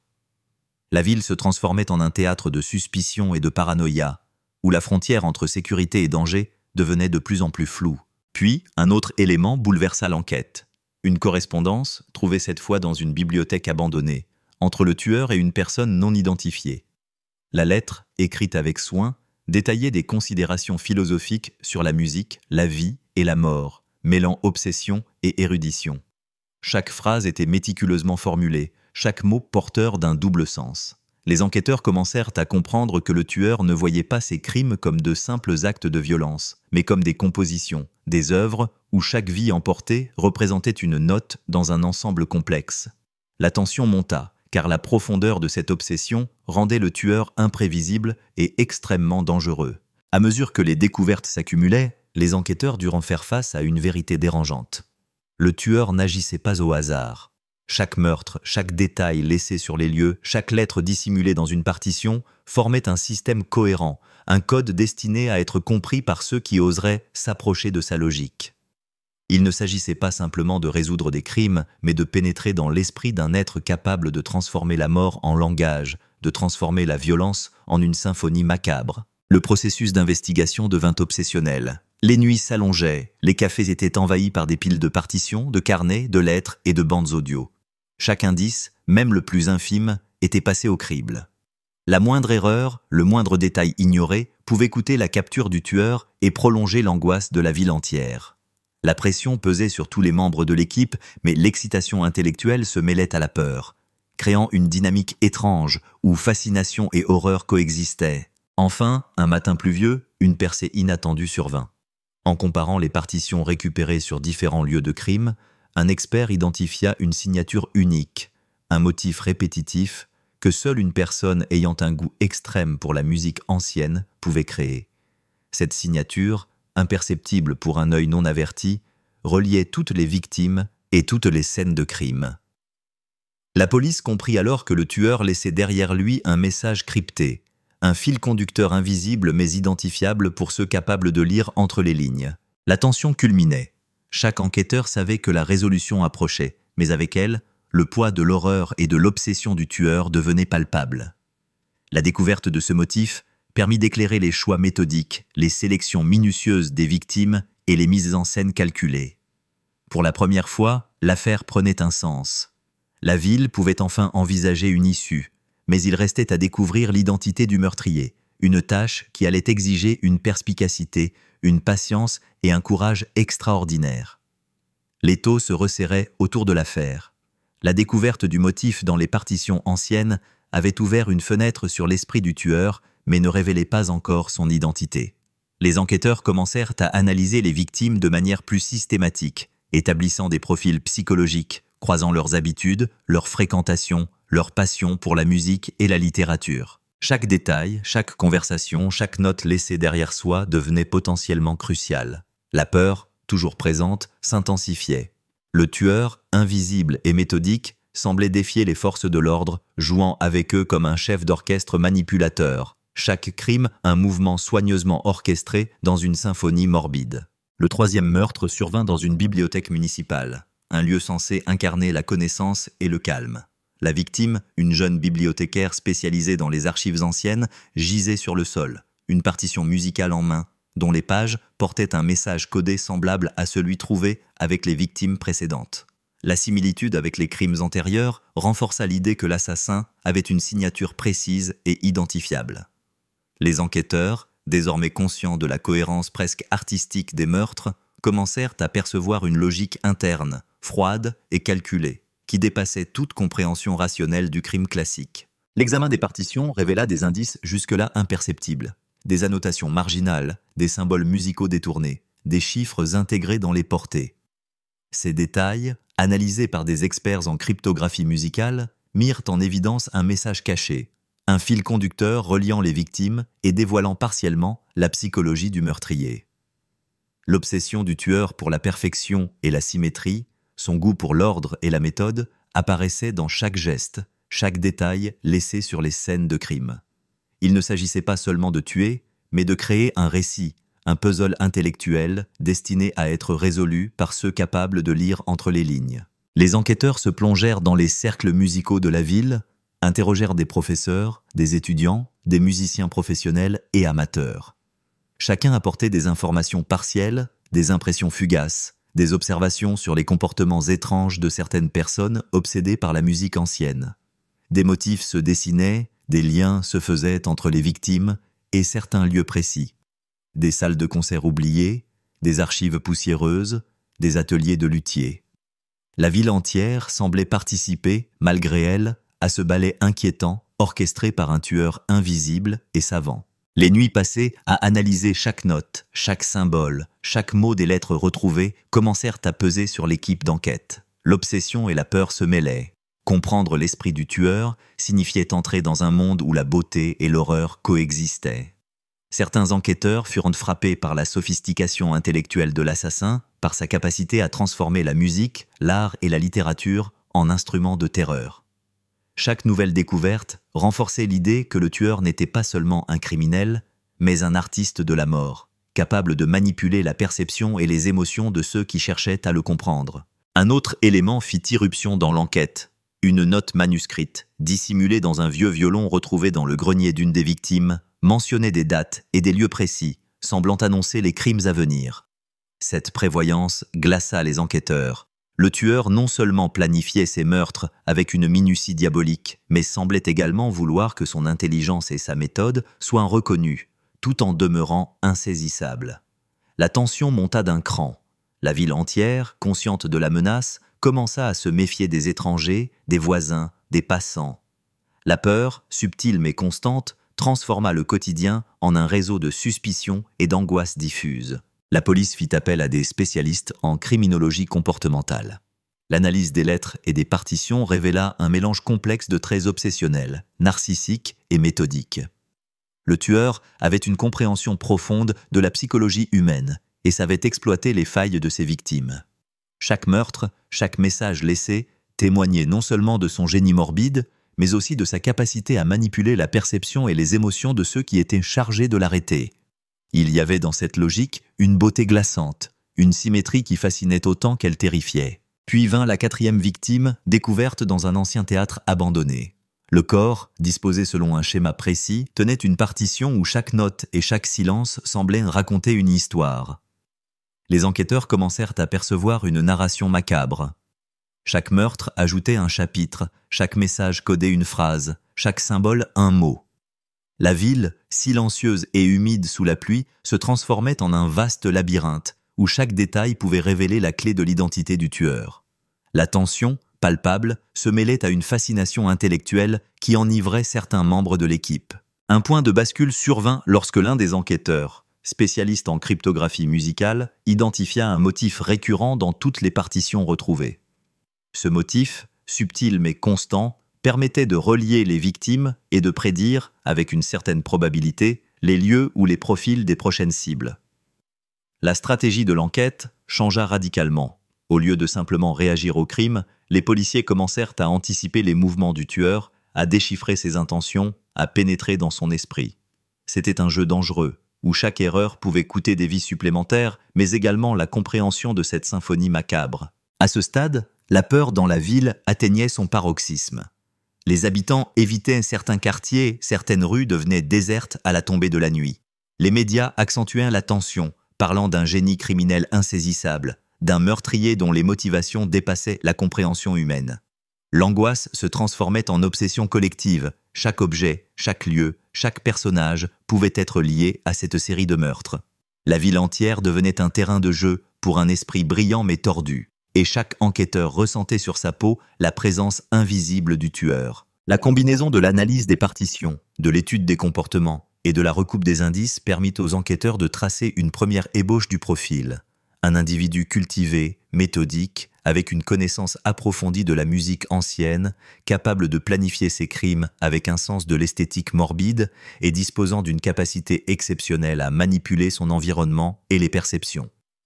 Chaque découverte confirmait la singularité du tueur et la complexité de l'enquête, transformant ce dossier en un défi intellectuel autant qu'émotionnel. Alors que la pression augmentait, un élément inattendu émergea. La première lettre retrouvée, celle dissimulée dans la partition ancienne de la première victime, contenait un indice jusque-là négligé, une signature subtile, presque imperceptible, qui pourrait conduire à l'identification de l'assassin. La combinaison de cette lettre et des motifs récurrents dans les partitions réorienta l'enquête, donnant un nouvel espoir aux policiers épuisés.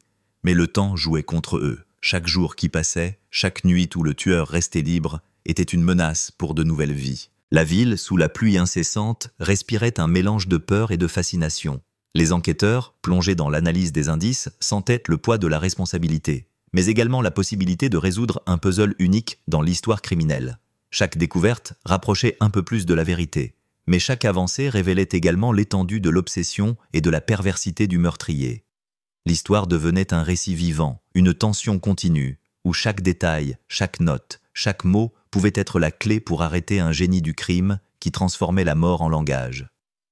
Le 5e meurtre survint dans l'obscurité d'un ancien atelier de luthier, un lieu empli de bois brut et d'odeurs de vernis, où le silence semblait étouffer chaque respiration. La victime, un musicien amateur de 32 ans, gisait sur le sol, les doigts posés sur une partition usée, couverte de notes marginales semblables à celles des victimes précédentes. Les enquêteurs reconnurent immédiatement la signature, la répétition subtile d'un motif précis, un code que seul le tueur pouvait comprendre pleinement. Cette constance, cette rigueur méthodique révélait une intelligence rare, mais également une obsession inquiétante pour la perfection et le contrôle. Chaque meurtre devenait une page d'un livre macabre, un chapitre d'une histoire que le tueur écrivait à l'encre de la peur et de la manipulation. Les indices laissés sur place, minimes mais précis, furent analysés dans les moindres détails. Des traces de pas partiellement effacées, des micro-fissures dans le bois du plancher, des résidus de poussière provenant d'instruments anciens, tout pouvait servir à profiler le criminel. Les enquêteurs, épuisés mais déterminés, commencèrent à comprendre que le tueur possédait une connaissance intime de ces lieux oubliés, qu'il connaissait chaque recoin, chaque objet, chaque passage secret. Il transformait ces espaces en scènes de crime soigneusement orchestrées, où chaque détail était pensé pour transmettre un message subtil et codé. La lettre retrouvée dans la première partition devenait désormais le fil conducteur de l'enquête. Chaque mot, chaque ponctuation, chaque espace avait été revisité et analysé. Les enquêteurs découvrirent que certaines lettres du texte formaient des mots cachés, des références à des lieux précis de la ville, des indications sur les futures victimes, voire sur le profil psychologique du tueur. Le travail devint obsessionnel. Nuit blanche, partitions étalées sur des tables, murs couverts de croquis et de diagrammes recoupant tous les indices possibles. La tension était palpable, mais la peur cohabitait avec une fascination intellectuelle, une volonté de pénétrer l'esprit d'un génie morbide capable de transformer la mort en langage. Un autre aspect glaçant se révéla, la manière dont le tueur choisissait ses victimes. Il ne s'agissait pas d'un hasard, mais d'une sélection méthodique, fondée sur les passions, les habitudes et les obsessions des individus. Chaque cible avait un lien avec la musique ancienne, la littérature ou des lieux oubliés, des endroits où le temps semblait suspendu. Le tueur exploitait ses passions, transformant la curiosité et l'érudition en pièges mortels. Cette prise de conscience fit naître un sentiment de paranoïa collective.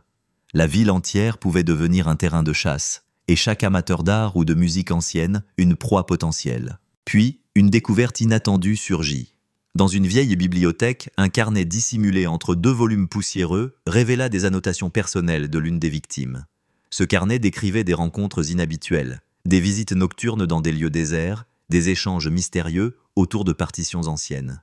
Les enquêteurs comprirent alors que le tueur avait tissé un réseau subtil, manipulant les victimes bien avant leur meurtre, les entraînant dans un labyrinthe intellectuel et émotionnel dont elles ne pouvaient s'échapper. Le calcul froid et précis derrière chaque geste, chaque rencontre, dévoilait un esprit capable d'anticiper les réactions humaines et d'utiliser la psychologie à des fins meurtrières. La tension monta d'un cran lorsque la presse révéla la série de meurtres, évoquant un génie criminel insaisissable et méthodique. La ville entière, sous une pluie incessante, se mit à scruter chaque visage, chaque ombre, chaque comportement suspect. La peur transforma le quotidien en un réseau de vigilance et de suspicion. Chaque son de piano, chaque froissement de papier, chaque silence devenait un rappel de la présence invisible du tueur. Les habitants évitaient certains quartiers, certaines rues, et la ville elle-même semblait retenir son souffle, consciente que le meurtrier pouvait frapper à tout instant. Les enquêteurs, de leur côté, commencèrent à combiner les données des partitions, des lettres et des carnets, cherchant des correspondances et des motifs récurrents. L'un des spécialistes en cryptographie musicale identifia un schéma précis, une séquence répétitive, presque obsessionnelle, qui reliait toutes les victimes et tous les lieux. Ce schéma devint la clé pour anticiper les prochaines actions du tueur, mais il exigeait une analyse minutieuse et une patience extrême. La moindre erreur, le moindre détail négligé, pouvait compromettre l'ensemble de l'enquête et prolonger la terreur dans la ville. Un autre élément renforça l'angoisse. Une bande sonore retrouvée dans l'atelier du luthier contenait des notes inhabituelles, dissonantes, qui semblaient anticiper les futurs crimes. L'équipe d'enquête comprit que le tueur avait un sens aigu de la mise en scène, utilisant la musique non seulement comme signature, mais aussi comme outil pour manipuler l'attention, créer de la confusion et établir un contrôle psychologique sur ceux qui cherchaient à le comprendre. Chaque son, chaque silence, chaque variation tonale semblait codée, destinée à transmettre un message invisible mais significatif à ceux capables de le percevoir. La compréhension du tueur comme un artiste de la mort transformait l'enquête en un défi intellectuel autant qu'émotionnel. Les policiers et experts se retrouvaient plongés dans un univers où la beauté et l'horreur coexistaient, où chaque détail était à la fois fascinant et terrifiant. La ville entière devenait un terrain d'expérimentation pour un esprit brillant mais tordu, et chaque découverte rapprochait un peu plus de la vérité, tout en augmentant la tension et la peur. Alors que le 5e meurtre venait d'être résolu dans les détails, un indice inattendu surgit dans un grenier oublié. Une partition ancienne contenant des annotations codées supplémentaires, renforçant le lien entre toutes les victimes et fournissant des indications précises sur l'identité et la méthodologie du tueur. Les enquêteurs sentaient qu'ils approchaient d'un tournant décisif. La vérité se rapprochait, mais avec elle, la profondeur de l'obsession du tueur et la complexité de ses intentions devenaient de plus en plus claires, révélant un esprit capable de transformer chaque crime en un acte de génie et de terreur, où la beauté et la mort s'entrelaquaient dans une symphonie macabre. Le 6e meurtre secoua la ville comme un coup de tonnerre dans un ciel déjà chargé de pluie et de tension. La victime, un musicien réputé pour ses recherches sur des instruments oubliés, fut retrouvé dans une ancienne salle d'exposition abandonnée, son corps posé avec une précision presque cérémoniale sur le parquet usé. À ses côtés, une partition annotée dont chaque symbole et chaque note semblaient parler d'un savoir secret livrait un message codé que seuls les experts pouvaient commencer à déchiffrer. L'équipe d'enquête, épuisée mais résolue, ressentit à nouveau ce mélange étrange de fascination et d'horreur.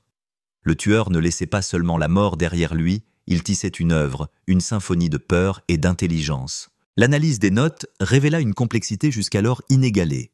Certaines symboliques faisaient référence à des compositions anciennes, oubliées depuis des siècles, tandis que d'autres semblaient inventées, uniques, un langage musical personnel du meurtrier. Chaque indice, chaque nuance, chaque silence portait une signification. Les enquêteurs réalisèrent que l'assassin ne cherchait pas seulement à tuer, mais à laisser derrière lui une trace de son esprit, un message destiné à être interprété par ceux qui osaient pénétrer dans son univers. La ville entière était devenue un théâtre silencieux, chaque bâtiment, chaque rue un décor potentiel de la symphonie macabre. La tension au commissariat atteignait son paroxysme. Les experts en cryptographie musicale, les psychologues et les historiens de la musique se réunissaient nuit après nuit, comparant chaque détail, recoupant les informations des lettres, des partitions et des carnets. L'objectif ? Comprendre la logique interne de ces crimes et anticiper la prochaine cible. L'angoisse se mêlait à l'excitation intellectuelle. Pénétrer l'esprit du tueur exigeait un courage et une perspicacité extraordinaires. Chaque découverte révélait une facette nouvelle de son obsession, de sa précision méthodique, mais également de son sadisme élégant et réfléchi. Puis, un élément inattendu apparut. Dans une partition ancienne retrouvée dans la bibliothèque municipale, un motif jusque-là ignoré commençait à se dessiner, reliant toutes les victimes et tous les lieux de crime. Ce motif, subtil, presque imperceptible, suggérait un plan élaboré, une séquence d'événements prémédités avec une minutie presque obsessionnelle. Les enquêteurs comprirent que le tueur anticipait leurs réactions, qu'il jouait avec leur esprit autant qu'avec la vie de ses victimes. La peur et l'admiration intellectuelle se mêlaient, formant un mélange étrange mais nécessaire pour comprendre et enfin attraper le criminel. Un autre détail glaçant émergea.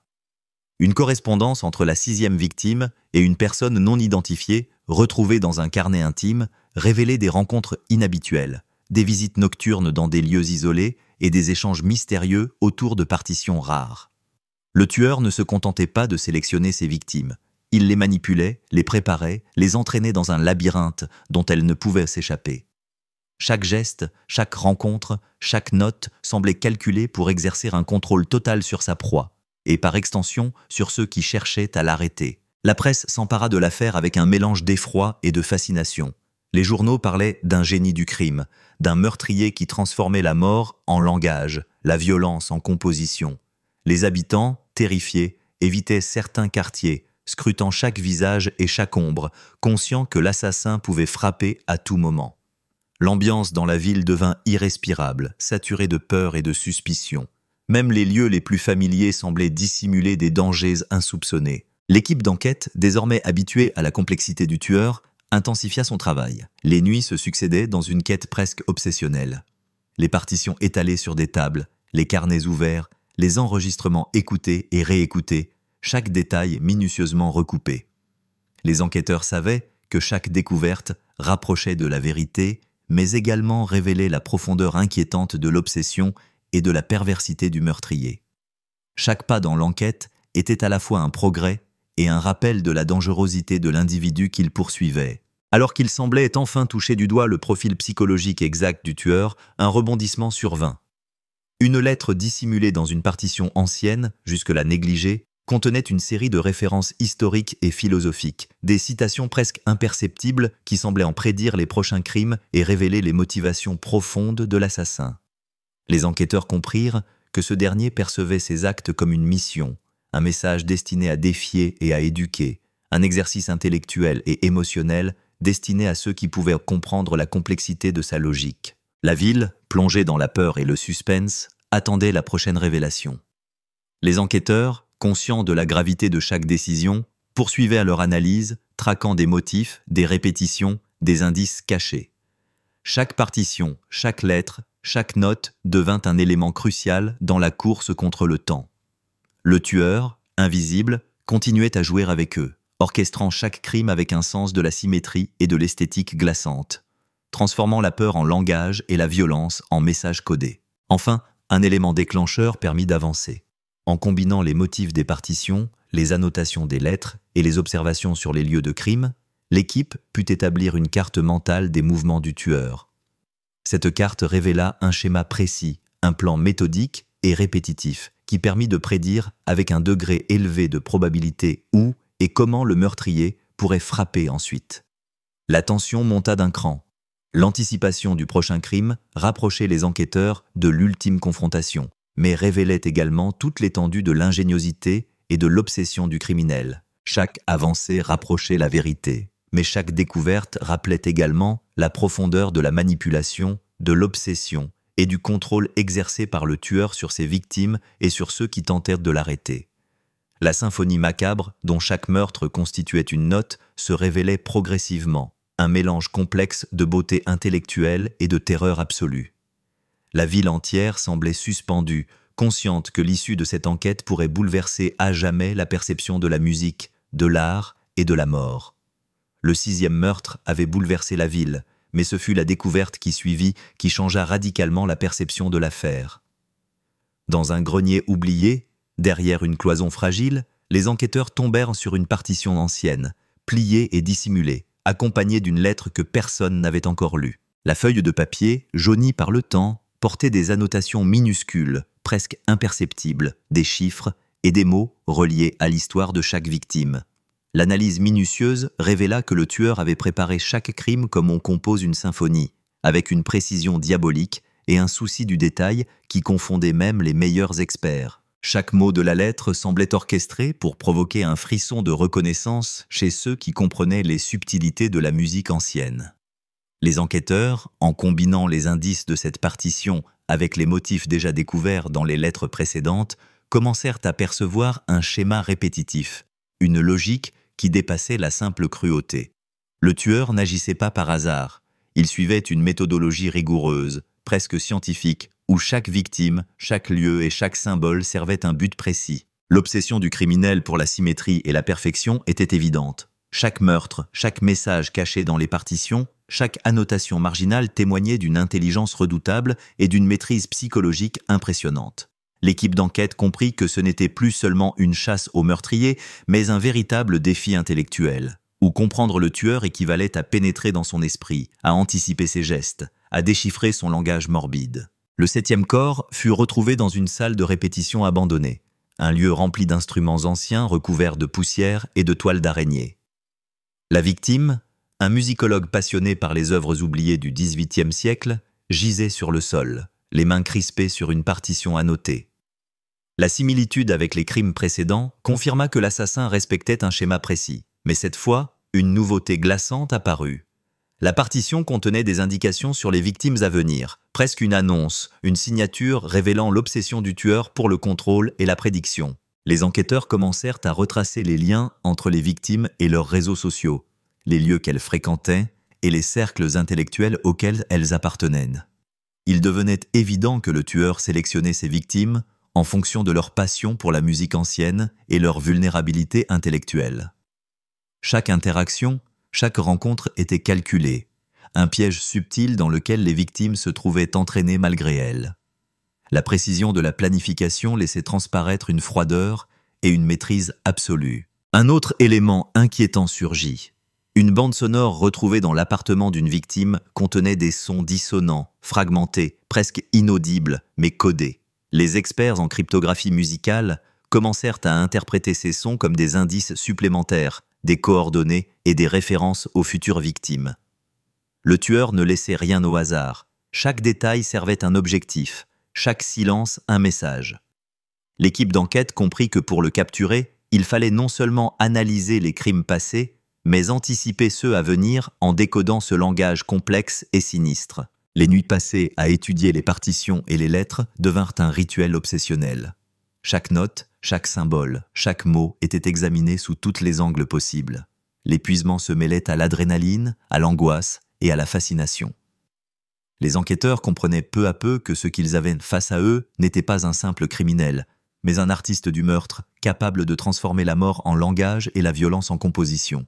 La ville entière semblait retenir son souffle, consciente que le tueur pouvait frapper à tout moment, et que la symphonie macabre n'était pas terminée. Puis survint un rebondissement, une ancienne note manuscrite, oubliée dans un carnet retrouvé dans un grenier, contenait des détails sur la première victime et sur la méthodologie du tueur. Les enquêteurs réalisèrent que le criminel avait commencé à planifier ses meurtres bien avant le premier crime, tissant un réseau complexe d'indices, de codes et de références musicales destinés à défier ceux qui chercheraient à le comprendre. Chaque geste, chaque détail, chaque note était pensé pour créer une logique interne, pour transformer la terreur en une expérience intellectuelle et émotionnelle. La ville entière vivait désormais sous un sentiment de menace constante. Les habitants évitaient certains quartiers, se méfièrent des inconnus et des lieux isolés. La peur collective était palpable, mais elle se mêlait à une fascination morbide. Tout le monde voulait comprendre, voir le puzzle se former, mais chacun craignait la suite. La symphonie du tueur devenait un spectacle invisible, mais terriblement réel, où chaque note représentait une vie perdue et chaque silence un avertissement. Alors que l'enquête atteignait un tournant crucial, un détail inattendu permit de resserrer le filet autour du tueur. La combinaison des motifs retrouvés dans les partitions et des annotations dans les lettres révéla une carte mentale, un schéma permettant de prédire non seulement le profil du criminel, mais aussi ses prochains mouvements. Les enquêteurs savaient que le moment de la confrontation approchait, mais également que le danger et l'intensité des événements allaient culminer. Chaque indice rapprochait de la vérité, mais dévoilait également l'étendue de l'obsession et du génie tordu du meurtrier. La tension culminait dans le commissariat. Les analyses étaient combinées, les cartes mentales dessinées, les motifs répertoriés. L'équipe savait qu'elle était sur le point de pénétrer dans l'esprit du tueur, de comprendre la logique de ses meurtres et, enfin, d'arrêter cet individu capable de transformer la mort en langage, la peur en composition. La symphonie macabre atteignait son crescendo, et chaque enquêteur sentait la convergence imminente vers la révélation ultime, un mélange de satisfaction, d'angoisse et de fascination. Alors que la ville était encore sous le choc du 6e meurtre, un indice inattendu fit basculer l'enquête. Une lettre cachée dans une partition ancienne, celle-là même qui avait échappé à toutes les analyses précédentes, révéla une connexion directe entre les victimes et une figure mystérieuse, presque invisible, présente dans les cercles musicaux depuis des années. Les enquêteurs comprirent que le tueur n'agissait pas de manière aléatoire, mais suivait un fil précis, un motif que seule une étude minutieuse de ses références et de ses obsessions pouvait dévoiler. La tension dans le commissariat était palpable. Chaque regard, chaque silence, chaque mouvement semblait résonner avec la menace invisible qui pesait sur la ville. Les analyses permirent de tracer un profil psychologique plus complet du meurtrier. Un individu érudit, méthodique, obsédé par la perfection et le contrôle, mais également capable de manipuler les émotions et les perceptions de ceux qui l'entouraient. Chaque crime, chaque message, chaque détail laissé derrière lui démontrait une intelligence redoutable et une froideur calculée.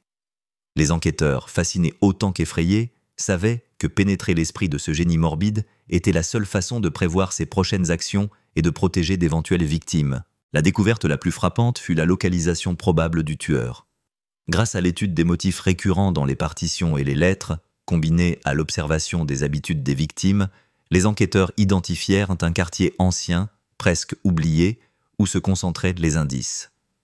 Ce lieu, une ancienne demeure de maître, regorgeait de souvenirs d'un temps révolu et semblait être le théâtre secret de ses préparations et de ses machinations.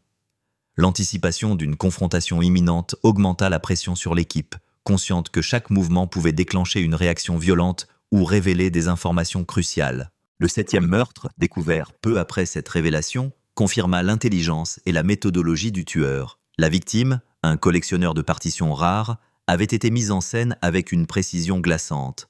Le corps, le placement des objets et même l'orientation de la lumière dans la pièce semblaient soigneusement choisis pour transmettre un message. Les enquêteurs réalisèrent que le criminel jouait avec eux depuis le début, utilisant la peur, le mystère et la beauté comme autant d'instruments pour créer une œuvre sinistre.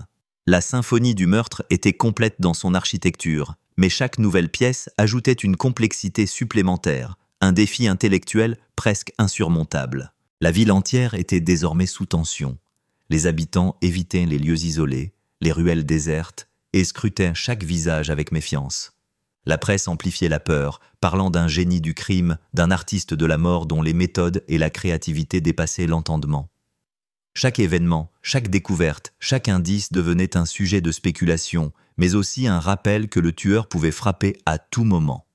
La peur collective se mêlait à la fascination, créant une atmosphère presque palpable de tension et d'angoisse. À ce stade, les enquêteurs commencèrent à anticiper les mouvements du criminel avec plus de précision. L'étude combinée des lettres, des partitions et des carnets permit d'identifier un schéma répétitif, presque obsessionnel, reliant toutes les victimes. Cette avancée signifiait que le moment de l'arrestation se rapprochait, mais elle mettait également en évidence la complexité et la sophistication des plans du tueur. Chaque détail, chaque geste, chaque motif révélé renforçait l'impression que le criminel ne cherchait pas seulement à tuer, mais à laisser un héritage intellectuel et émotionnel, une trace de son génie morbide. Puis vint l'instant décisif. Une opération coordonnée permit d'accéder à la demeure identifiée grâce aux indices accumulés. Les enquêteurs pénétrèrent dans l'espace silencieux et poussiéreux, ressentant le poids de l'histoire et de la menace. Chaque pièce, chaque meuble, chaque objet semblait imprégné de l'obsession du tueur. Des partitions, des carnets, des notes codées étaient disposés avec un soin obsessionnel, formant un véritable labyrinthe intellectuel. Les policiers comprirent qu'ils étaient sur le point de rencontrer l'architecte de cette symphonie macabre, l'individu qui avait orchestré chaque crime avec une intelligence glaciale et une maîtrise psychologique exceptionnelle. La confrontation, lorsqu'elle eut lieu, fut silencieuse mais intense. Le tueur, surpris mais calculateur, ne montra aucune peur. Il observait, analysait, presque comme un chef d'orchestre devant ses musiciens, chaque mouvement de ses visiteurs susceptible de révéler un indice sur leurs intentions. Les enquêteurs, armés de preuves accumulées pendant des mois, comprirent immédiatement que l'arrestation devait être menée avec précision et sang-froid. Chaque erreur pouvait être fatale, mais chaque action correcte rapprochait de la fin de la série de meurtres et de la révélation de la vérité. La découverte finale confirma toute la complexité de son esprit. Les lettres et les partitions contenaient, lorsque combinées correctement, l'identité et le motif du meurtrier. L'obsession pour la symétrie, la perfection et le contrôle, combinée à un goût pour la manipulation psychologique, révélait un individu capable de transformer la mort en langage et la peur en symphonie. Chaque crime, chaque indice, chaque scène de meurtre était calculé pour transmettre un message, pour défier ceux qui cherchaient à comprendre, pour laisser une trace durable de sa maîtrise et de sa folie. Alors que le tueur était enfin appréhendé, une tension émotionnelle intense s'abattit sur les enquêteurs et la ville. Le mélange de soulagement et de choc, de fascination et d'horreur laissa un souvenir indélébile. La symphonie macabre était terminée, mais son écho persistait, dans les partitions, dans les lettres, dans l'esprit de ceux qui avaient été témoins de cette intelligence criminelle exceptionnelle et glaçante. La justice avait triomphé, mais le souvenir de ces crimes et de la maîtrise de l'assassin continuerait de hanter les mémoires, rappelant que le génie peut être aussi terrifiant que la violence elle-même. La confrontation finale laissa tout le monde figé. L'homme derrière la série de meurtres, le génie macabre qui avait orchestré chaque scène avec une précision effrayante, était enfin à portée de main. Ses yeux, calmes et perçants, semblaient observer non seulement le présent, mais également l'ensemble de ses crimes passés et futurs. Le silence dans la pièce était presque palpable, comme si le temps lui-même retenait son souffle, attendant le premier geste, la première parole. Chaque mouvement semblait chargé de tension, chaque respiration semblait résonner avec la gravité de ce moment ultime. Les enquêteurs, armés de mois d'analyse, de partitions décodées et de lettres disséquées, approchèrent avec précaution. Chaque indice accumulé depuis les premiers meurtres avait été soigneusement catalogué, chaque schéma étudié et chaque motif compris. La symphonie macabre du tueur, que certains avaient cru indéchiffrable, se révélait désormais dans toute sa complexité. L'obsession pour la perfection, la rigueur intellectuelle et la mise en scène minutieuse des scènes de crime, tout cela culminait dans cette confrontation finale, où la maîtrise du tueur semblait presque défier la justice elle-même. Puis vint la révélation décisive. Parmi les dernières partitions retrouvées, une séquence codée dévoilait clairement le motif final et l'identité exacte du meurtrier. Tout s'imbriquait avec une logique froide et implacable. Chaque victime, chaque lieu, chaque annotation marginale prenait enfin un sens cohérent. Les enquêteurs comprirent que le tueur n'avait pas seulement cherché à tuer, mais à transmettre un message, une énigme élaborée pour défier ceux qui auraient tenté de le comprendre. Cette symphonie de mort, calculée jusque dans ses moindres détails, révélait un esprit où génie et folie se mêlaient dans une harmonie terrifiante. L'arrestation se déroula avec une précision chirurgicale. Chaque pas des policiers était mesuré, chaque geste anticipé, car le criminel possédait une capacité aiguë à exploiter la moindre erreur. Mais ce soir-là, l'expérience accumulée, la compréhension de ses schémas et la préparation méthodique permirent enfin de le neutraliser. Dans le regard des enquêteurs se mêlaient le soulagement, l'épuisement et la fascination. La ville, encore sous le choc, comprenait qu'une menace d'une intelligence et d'une créativité terrifiante avait été maîtrisée, mais que le souvenir de cette terreur persisterait longtemps. Les lettres, partitions et carnets furent soigneusement archivés, analysés et interprétés, révélant au grand jour l'étendue du génie criminel du tueur. Les experts purent comprendre comment chaque scène de meurtre, chaque indice laissé intentionnellement, chaque manipulation psychologique faisait partie d'un plan global. L'homme avait transformé la violence et la peur en langage, la mort en une symphonie de contrôle et de manipulation. Le contraste entre sa rigueur intellectuelle et la brutalité de ses crimes fascinait autant qu'il horrifiait. La ville, elle, commença lentement à respirer à nouveau. Les habitants, malgré le traumatisme, retrouvèrent un semblant de normalité. Mais dans les rues, dans les salles de concert, dans les bibliothèques poussiéreuses, l'ombre des crimes passés restait palpable. La mémoire des victimes et celle du tueur continuaient de hanter les lieux qu'il avait parcourus. La justice avait été rendue, mais l'écho de la symphonie macabre persistait, un rappel cruel que le génie et la folie peuvent se confondre, et que l'intelligence la plus brillante peut parfois servir des desseins horribles. Au commissariat, l'équipe d'enquête s'assit enfin, épuisée mais consciente d'avoir accompli l'impossible. Le mélange de satisfaction et d'épuisement était total. Satisfaction d'avoir résolu une série de crimes d'une complexité inouïe, épuisement émotionnel et mental face à l'intensité de cette enquête. Les souvenirs des victimes, de leur passion, de leur vie brisée, pesaient lourdement sur chacun d'eux. Chaque détail, chaque note, chaque lettre avait été décrypté, révélant non seulement l'identité du tueur, mais aussi la profondeur de son obsession et de son intelligence. La dernière image resta gravée dans l'esprit de tous, la partition finale, celle qui avait révélé la clé de toute l'affaire, posée sur une table, immaculée malgré le passage du temps et des crimes, comme un témoignage silencieux de la symétrie glaciale qui avait guidé chaque meurtre.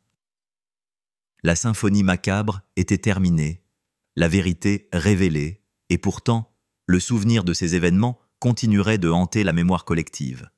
La justice avait triomphé, mais l'ombre du génie tordu et de sa maîtrise exceptionnelle resterait pour toujours dans les mémoires, un rappel que l'intelligence, lorsqu'elle se détourne de l'éthique, peut devenir un instrument de terreur absolue. Et dans le silence après la tempête, la ville comprit que la frontière entre le génie et la folie est parfois aussi mince qu'une ligne tracée sur une partition ancienne, et que la beauté et la mort peuvent se mêler dans un même souffle, laissant derrière elles un écho durable de fascination et d'effroi.